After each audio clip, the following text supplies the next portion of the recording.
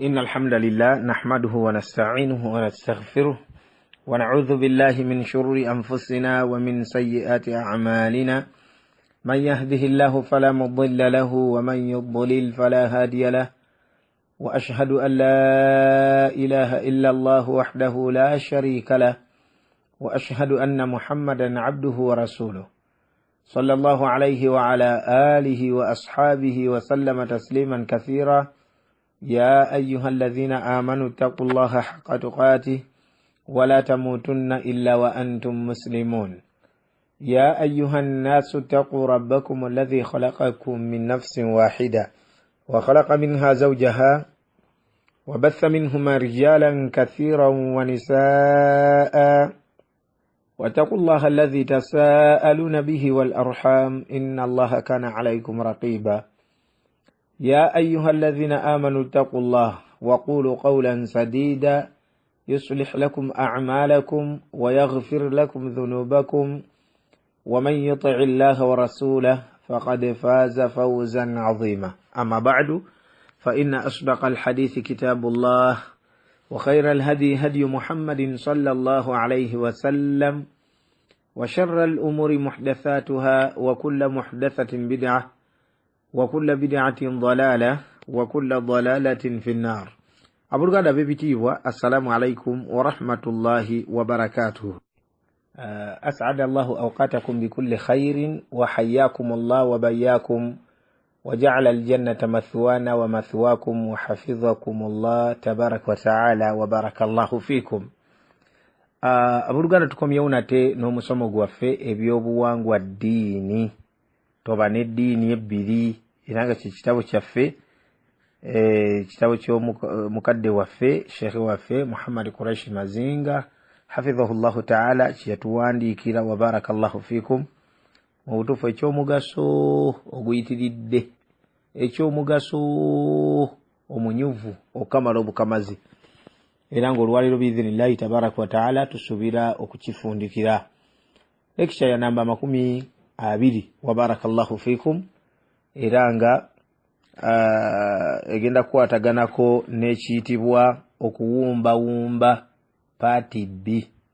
Kinajjukirwa bulungi nnyo nti lecture yaffe namba 19 mulundi ogwedde twagitandika ku mutwe ogugamba nti okuwumbawumba, era eyo nebeera paati A. Kati ng'olwaliro biidhinillahi tabaraka wa ta'ala tukomyewo ne paati B, wa barakallahu fiikum wa kathara Allah min amthalikum. Naam, tugenda kusikamuko emabega katono biidhinillahi tabaraka wa ta'ala okusinzira we twakoma, tusikayo paragraphs nga 2 biidhinillah, ate kitusobozese okubeera nti biidhinillahi tabaraka wa ta'ala tukakinga bulungi apo insha Allah ta'ala, tubeere nga tujjukiramuko biidhinillahi tabaraka wa ta'ala. Kati shekhe yajja annyonnyola biidhinillahi tabaraka wa ta'ala, era nga atulaga ensonga ez'enjawulo n'okunyolwa okw'enjawulo, wa barakallahu fiikum. Era nga katutandikire ku kunyolwa kuno biidhinillahi tabaraka wa ta'ala, tugambye nti tusikayoko emabega paragraphs nga 2, then tuyoke tugende mu maaso biidhinillahi tabaraka wa ta'ala. Agamba shekhe w'ekitiibwa shekhe waffe Muhammad Quraish Mazinga hafidhahullahu ta'ala nti kyannaku nnyo okulaba nga abasiraamu baggweredde mu ddiini Allah subhanahu wa ta'ala gye yatuma nnabbi we Muhammadin sallallahu alayhi wa sallama okulwanyisa. Naam, ddiini ki eyo gy'ategeeza shekhe? Eddiini y'ebyobuwangwa. Amakulu kyannaku kikuba enkyukwe, wakiwulidde bulungi, kya mukisa mubi kulaba nti bangi mu basiraamu wakiwulidde nga bali mu ddiini eyo, naye ng'eddiini yawe wamu n'ekyo Allah tabaraka wa ta'ala yatuma nnabbi wa Muhammadin sallallahu alayhi wa sallama okubeera nti agirwanyisa bulwanyisa, kyokka ate bano nga gibalimu.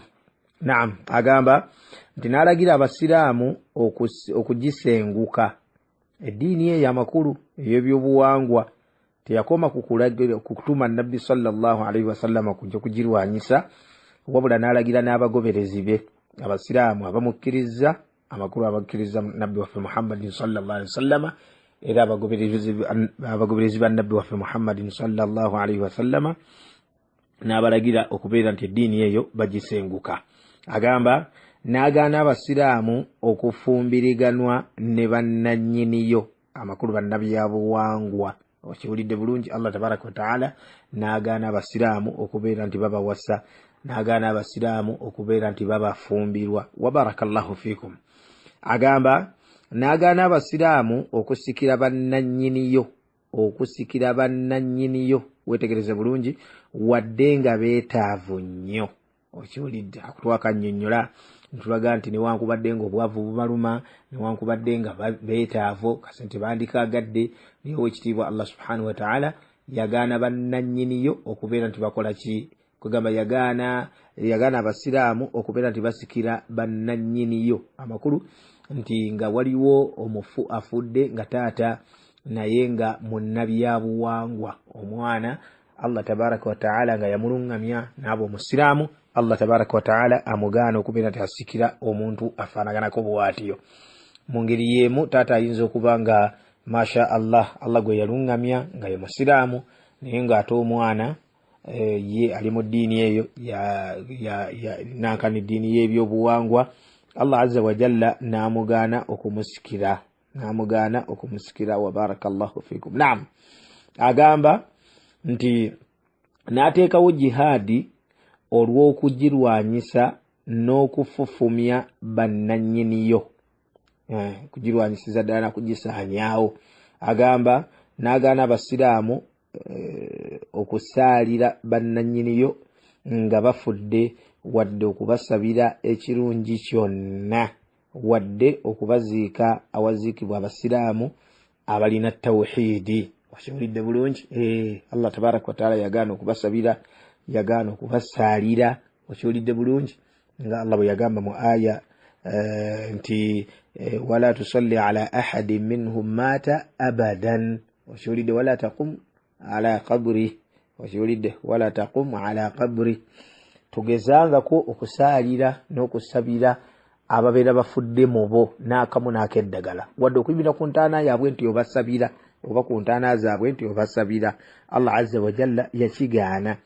Okiwulidde? N'ekisinga n'ekirala mu ebyo Allah subhanahu wa ta'ala n'atugaana abasiraamu okubeera nti munnatawhidi tumuziika awaziikibwa abantu abafaanaganako bwe batyo, oba okubeera nti omu ku bantu abafaanaganako bwe batyo aziikibwa ate awaziikibwa bannatawhidi. Wa barakallahu fikum. Naam, agamba Sheikh w'ekitiibwa nti kinakuwaza nnyo okusanga abasiraamu nga bagigattise n'obusiraamu, nga bagigattise n'obusiraamu. Kinakuwaza nnyo okubasanga abamu nga bagigattise n'obusiraamu, bagamba nti bino byaffe, tewali mutawaana, ddiini tetujjangako mirembe, tetujjangako byabuwangwa byaffe, yatusanga n'ebyaffe. Okyolidde? Agamba Sheikh kinakuwaza nnyo okubasanga n'amasinzizo gaayo mu maka gaabwe. Okiwulidde? Anti nga balinamu obuyumba bw'empewo. Okiwulidde? Oba ebweru. Okiwulidde bulungi? Nga balinawo essabo eddene oba amasabo ag'enjawulo, n'obasanga nga kugamba amaka gaabwe imma munda oba ebweru, mwanatu nga balinawo amasinzizo g'eddiini eyo. Kibi nnyo. Barakallahu fikum. Era Sheikh kyagamba wano nti mwana wattu kinakuwaza nnyo okukamala obukamazi, kinakuwaza nnyo okukamala obukamazi ng'osanga abasiraamu abamu oba abagamba nti basiraamu. Okiwulidde? Abagamba nti basiraamu ate nga balina amasinzizo g'eddiini eyo. Okiwulidde? Agamba kinakuwaza nnyo okusanga eyeeyita omusiraamu nga kabona, omulaguzi era omusamize. Agamba nti musiraamu naye ate ye kabona, agamba nti musiraamu naye ate ye mulaguzi, agamba nti musiraamu naye ate ye musamize. Baddu ba Allah tabaraka wa taala okukubira kweyita bweyisi, naye tabeera musiraamu n'akamu n'akeddagala. Agamba kinakuwaza nnyo okubasanga nga balina emidaala egitunda ebikozesebwa mu ddiini eyo. Okiwulidde bulungi? Kuliko embugo, enkazi, kuliko obusolosolo obutategerekeka, obukalu, kuliko nankani ensimbi eŋŋanda.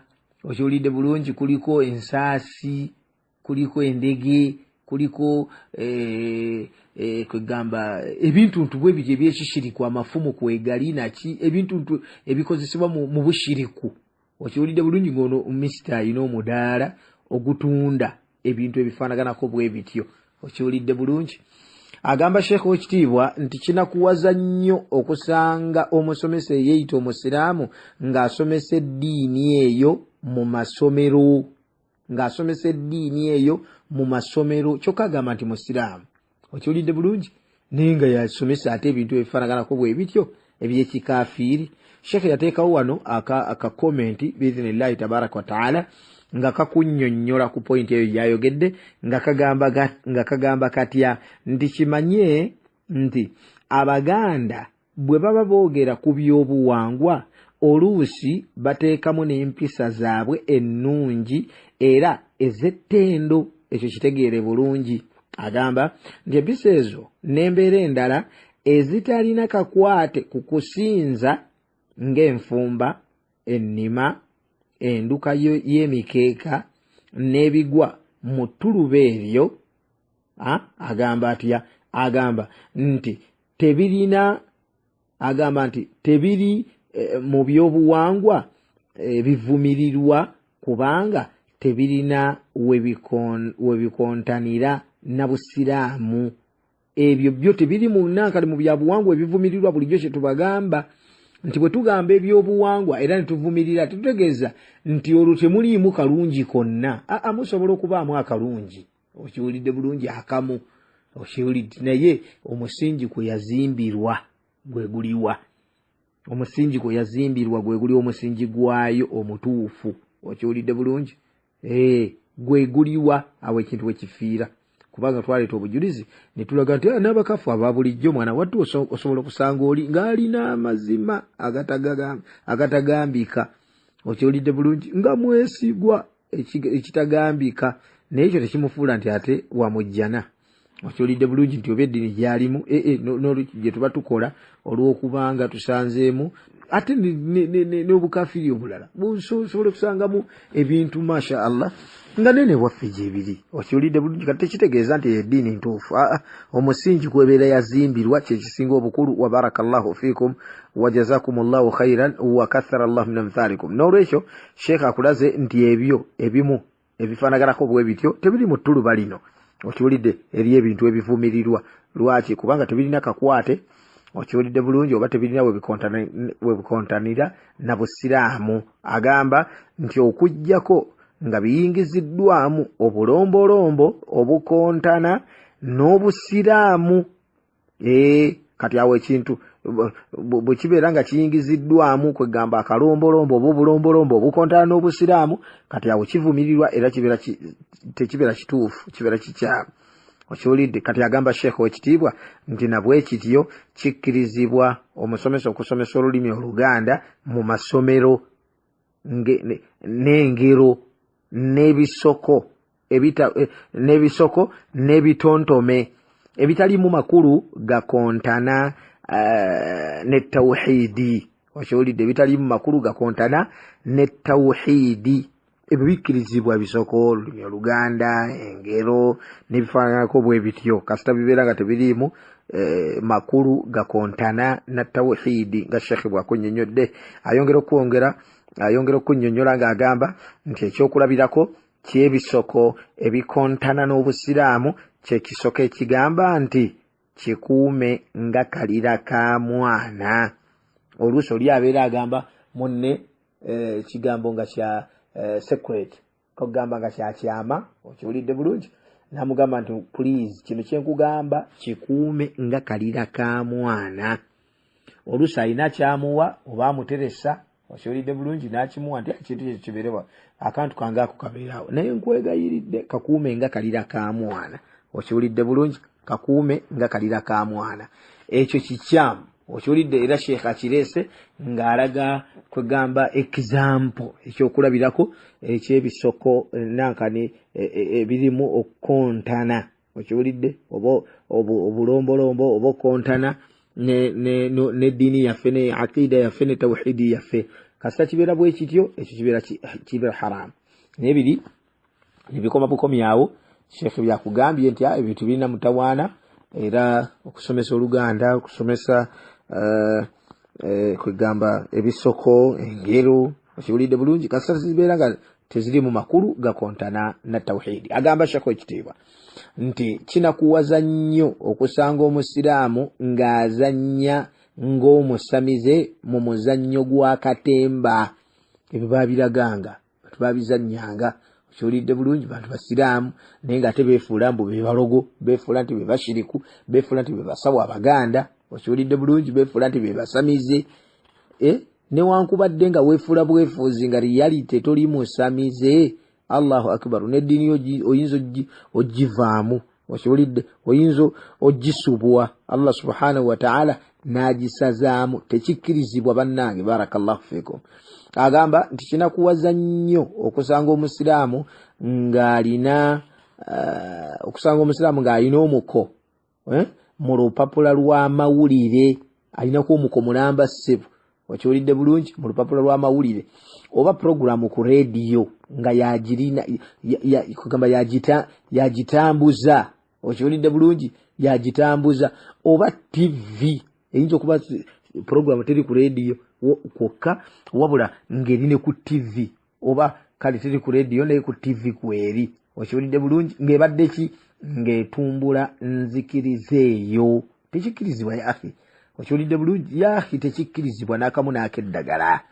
Ne bwe kibeera nti siga ogenda okwogera ebigambo n'okyaza omuntu nga kimanyiddwa bulungi nnyo nti agenda kubuza baddu ba Allah subhanahu wa ta'ala nakubakowoola bave mu busiraamu, nakubakowoola okubateeka kwegamba mu jahannama, okiwulidde bulungi, bayingire nabo jahannama, ekyo kikyamu, si kituufu n'akamu n'akeddagala, okiwulidde. Kati omusiraamu oyinza omusanga nga akyazizza omuntu oba yennyini nga yakyadda annyonnyola mbu ebyo, okiwulidde bulungi, ya akhi obusiraamu bwojja bwonoona. Barakallahu fikum. Agamba kinakuwaza nnyo okusanga omusiraamu ng'atunda ebitabo by'eddiini y'abasamize mu ttundiro ly'ebitabo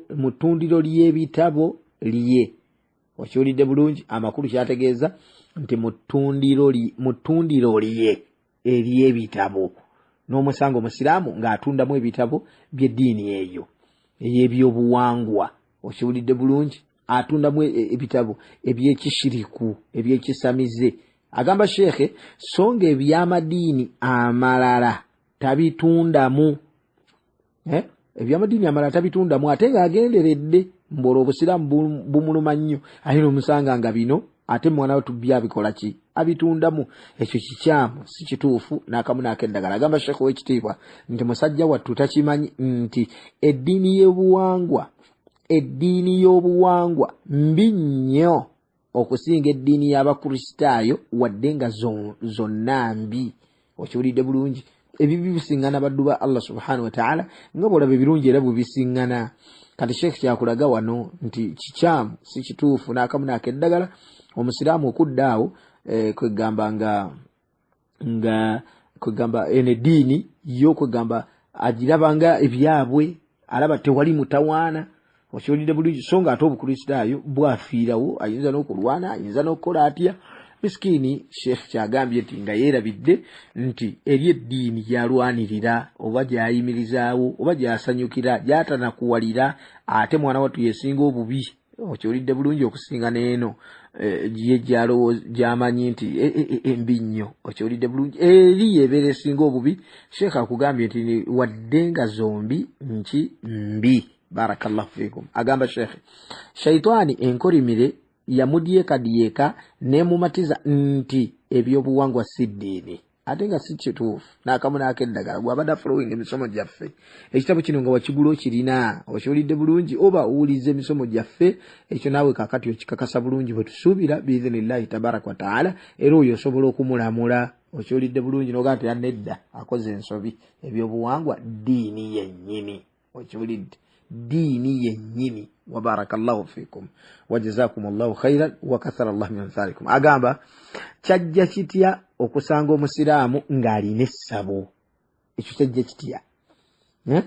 Agamba ng'alina ebigali wansi w'ekitanda. Subhanallah. Agamba nti musiraamu ate alina ebigali wansi w'ekitanda, bikolayo ki?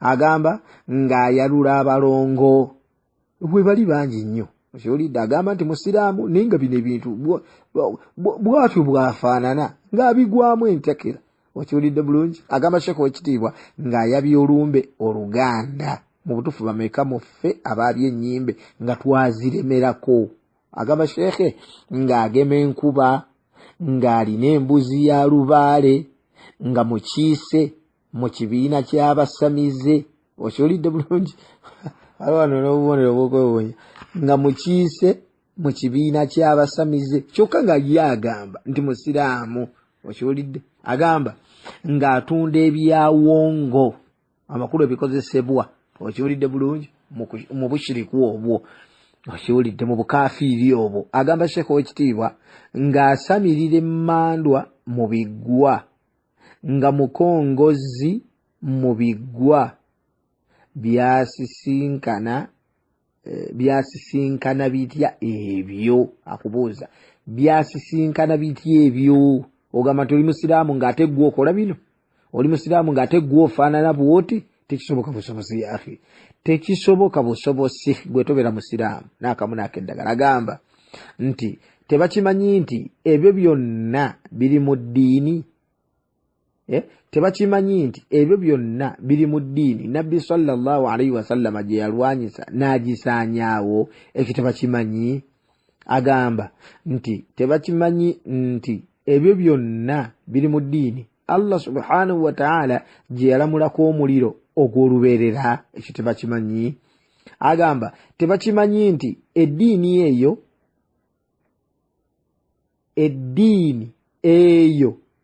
emenyerawo ddala empagi y'obusiraamu esooka eddiini eyo emenyerawo ddala empagi y'obusiraamu esooka agamba nti tebakimanyi nti eddiini eyo emenyerawo ddala empagi y'obukkiriza esooka anti egamba eti esooka wali eri shahadatun an la ilaha illa Allah wa anna muhammadan rasulullah ate wano wagamba watya wano wagamba nti al-imanu billah okukkiriza Allah subhanahu wa ta'ala n'olwekyo eri mu busiraamu mpagi esooka ate ne mubukkiriza mpagi esooka barakallahu fikum wa jazakumullahu khairan wa kathara Allahu min amthalikum barakallahu fikum naam agamba ddala waliyo omusiraamu atakimanyi nti omusingi okuzimbirwa obusiraamu kwe kutongoza Allah subhanahu wa ta'ala n'okumwawula n'okumusinza yekka n'okumenyawo n'okuwakanya n'okukyawa byonna ebisinzibwa ebitali Allah subhanahu wa ta'ala ono takimanyi nti eddiini y'obusiraamu okwo kwezimbirwa kumenyawo shiriku kumenyawo obushiriku bwonna okiwulidde bulungi n'obukazaawo tawhid ekyo bano tebakimanyi agamba ate Sheikh w'ekitiibwa nti ddala waliyo omusiraamu atakimanyi nti omusingi okuzimbirwa ebyobuwangwa kusinza lubaale kumugulumiza n'okumusaba n'okulekawo Allah subhanahu wa ta'ala n'okulekawo Allah subhanahu wa ta'ala omutonzi w'eggulu n'ensi okiwulidde bulungi omutonzi w'eggulu n'ensi kankaddemu ddala waliyo omusiraamu atakimanyi nti omusingi okwazimbirwa ebyobuwangwa kusinza lubaale kumugulumiza n'okumusaba n'okulekawo Allah subhanahu wa ta'ala omutonzi w'eggulu n'ensi amakulu okwo kwe kwazimbirwa eddiini eyo eya lubaale okiwulidde bulungi okwo kwe kwazimbirwa eddiini eyo ey'obusamize ey'ebyobuwangwa kwazimbirwa kwegamba eddiini eyo mu byeyazimbirwako mwe muli okulekawo Allah azza wa jalla omutonzi w'eggulu n'ensi abaddu basinze ebirala ebitali Allah subhanahu wa ta'ala okiwulidde Allahu akbar nasalullah salama wal afiya agamba nti bwe tubanga ffenna tukimanyi bulungi nti Sheikh agamba bwe kibanga ffenna tukimanyi bulungi kati kyajja kitya okugattika ebyennyuma ebibiri mu mutima gumu kyajja kitya ebyennyuma ebibiri mu mutima gumu tawhid ne shiriki era kisoboka kitya okubigattika kisoboka kitya okubigattika osobola otya okusinza Allah subhanahu wa ta'ala yekka nga tomugattako kintu kyonna ate nga bw'osinza ne lubaale? Amakulu ye alowooza nti asobola okubeera ne tawhidi ng'ate ne byobuwangwa gyali abanga agamba nti asobola okubeera nti asinza Allah yekka nga tamugattako wadde ekintu kyonna. Okiwulidde bulungi? Wadde ekintu kyonna, kyokka ate ng'asinza ne lubaale, ng'asuuta ne lubaale. Okiwulidde bulungi? Naye ye agamba nti alina tawhidi tomulabanga. Okiwulidde? Alina tawhidi muyitirivu. Kati bwe tebisobola kwegatta n'akamu n'akeddagala. Era Sheikh kyakubuuza wano nti kisoboka, n'akwanukula n'agamba tekisoboka n'akatono. Nadamu n'akwanukula n'agamba tekisobokera ddala. Tekisobokera ddala. Naam, ebigambo bigamba nti dhiddaani, ebyenyuma ebibiri la yajtami'aani, tebisobola kukwatagana. Okiwulidde bulungi? Ng'era bwe bitasobola kwegamba kwawukana, kubeera nti kwegamba byonna nga tebiriiwo. Nga bwe bitasobola kubeera nti byonna tebisobola kubeera nti ate tebiriiwo, ku bino ebibiri ebibeera bikaayanyiza. Okiwulidde bulungi? Tekisoboka kubeera nti ate byombi tebiriiwo. Mu ngeri y'emu tekisoboka kubeera nti ate byombi weebiri. Ekimu kye kirina okubeerawo mu mutima gwo, mu kifuba kyo. Dhiddaani la yajtami'aani, ebyennyuma ebibiri tebikwatagana, tebisinkana. Ogendako na kimu laazima. Agamba Sheikh w'ekitiibwa, n'olwekyo kikakata ku bakulembeze b'Abasiraamu ku mitendera egy'enjawulo n'abawalimu bonna mu madaala gaabwe ag'enjawulo, bamaseeka, baimaamu, baduaati, okuyitiriza ennyo okunnyonnyola Abasiraamu ensonga eno basobole okuginnyonnyoka obulungi. Owulira? Basobole okuginnyonnyoka obulungi, esobole okubukala mu bulamu bwabwe. Esobole okubukala mu bulamu bwabwe. Agamba Sheikh w'ekitiibwa nti basobole okuwona omuliro ogw'olubeerera. Basobole okuwona omuliro ogw'olubeerera.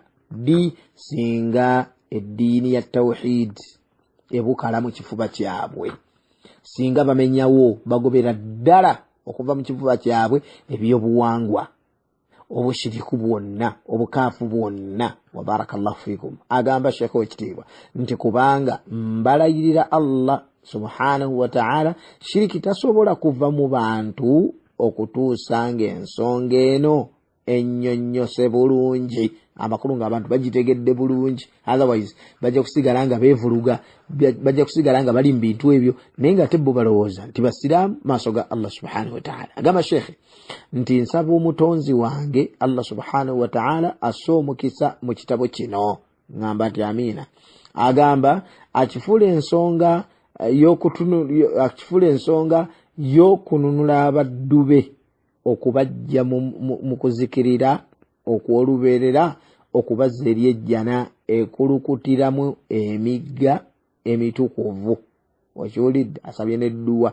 Nange nsaba Allah subhanahu wa ta'ala edduwa z'osabye azaanukule. Naam, agamba nsaba Allah subhanahu wa ta'ala akonzibye nakyo eddiini y'abasamize bannabyabuwangwa, eddiini y'abasamize bannabyabuwangwa, era agisaanyizeewo ddala. Nange ngamba nti Allahumma amin. Agamba Sheikh w'ekitiibwa nsaba Allah subhanahu wa ta'ala akkirize nti nkiwandiise ku lulwe ng'era enkola y'abamanyi bwetyo bw'ebeera. Nga basaba Allah subhanahu wa ta'ala abawe ikhilaas oluvannyuma lw'okubeera nti bwe bawandiika ekitabo ng'ekyo ate mwana wattu nga bakola ku lwa Allah subhanahu wa ta'ala, tebayingiriza, tebakola batya. Wa barakallahu fiikum. Kakadde nsaba Allah subhanahu wa ta'ala akkirize nti nkiwandiise ku lulwe, era kifuule ensonga y'okuntaasa ne bazadde bange n'abakkiriza